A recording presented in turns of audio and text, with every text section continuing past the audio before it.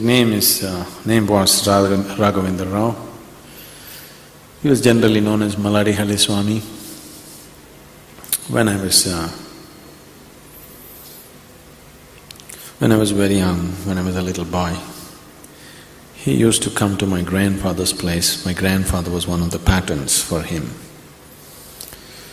He was constantly traveling, spreading yoga and things like that. He was also a very wonderful Ayurvedic doctor. He was one of the few Nadi Vaidyas, that is, by feeling the pulse, they can tell you, they can diagnose you.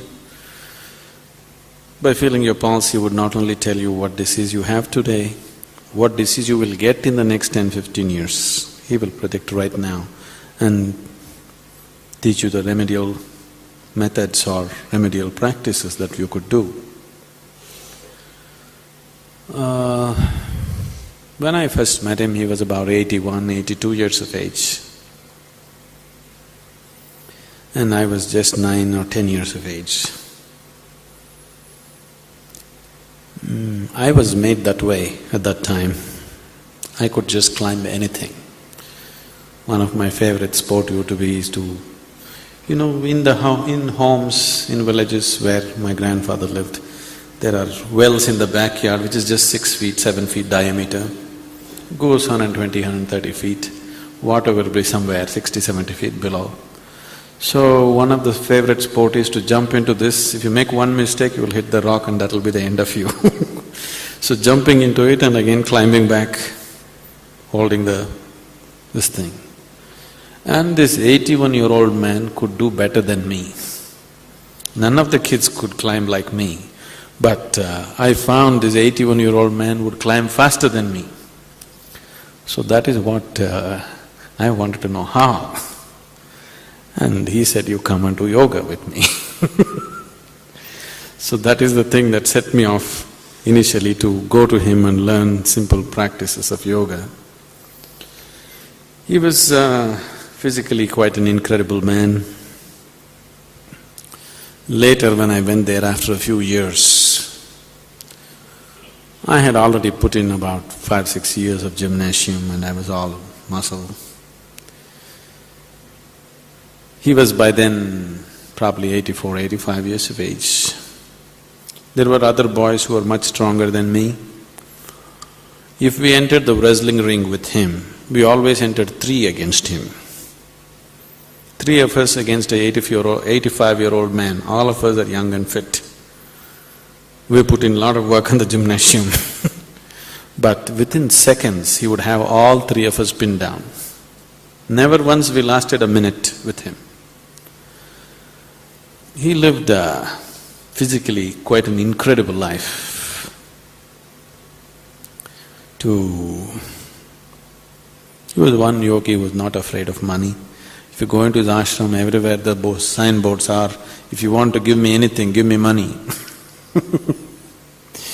Because those days he had over 3,500 destitute children with him. You have 1 or 2 and you see how hard you work. When you have 3,500, he was working very hard and he wanted money all the time. If anybody opened his mouth and they want to praise him, the first thing he would say, if you want to give me anything, give me money, otherwise you go. To understand how incredibly he lived, this happened when he was about 82 or 83 years of age. Wherever he is, he will travel six days in a week, he travels out, giving yoga lectures, demonstrations and other kinds of promoting his books and whatever. One day in a week he sits as an Ayurvedic doctor. Monday mornings he always sits as a doctor. The morning 3:34, if this starts, this will go on till 7, 8 in the evening. Once he sits down, that's it.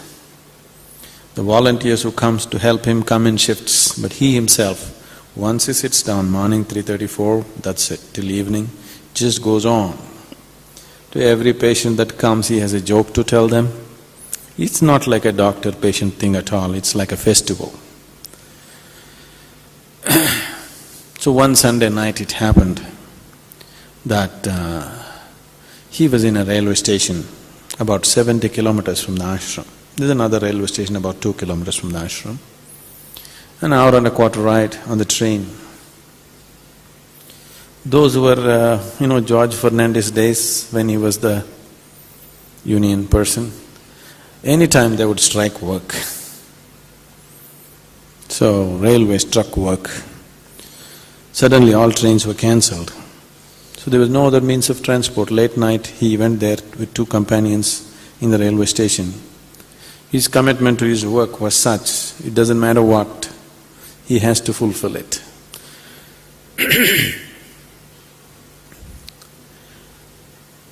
He just left his 2 companions on the platform and just ran on the railway track. 70 kilometers. Overnight he ran. And 4 o'clock in the morning he was there, ready to treat his patients, an 83-year-old man. People at the ashram did not know he came running. It's only much later, when the other 2 reached the ashram, they said in the middle of the night, Swamiji ran away on the railway track. So, he was physically an incredible person. About 7-8 years ago or whatever, at the age of… when we were there, we used to make jokes about him. When are you going to go? It looks like we will overtake you and go, but when will you go? He would very confidently say, I have another 40 years' work, I'll finish and go. It looked like he was going to keep his promise, but at the age of 108, he passed away about 8-9 years ago. Even just 3 months before he passed away, he was giving a lecture in Mysore, and on the dais he had a mild cardiac attack-like thing, and he fell down, he collapsed. Then they took him and put him in a nursing home, a hospital in Mysore. In the ICU, he was on the first floor. They put all those tubes and needles and everything into him. Somewhere in the middle of the night, he became conscious and he saw all these things and he didn't like it. He just pulled off everything and he escaped from the first floor window. 180-year-old man jumped off the first floor window and disappeared.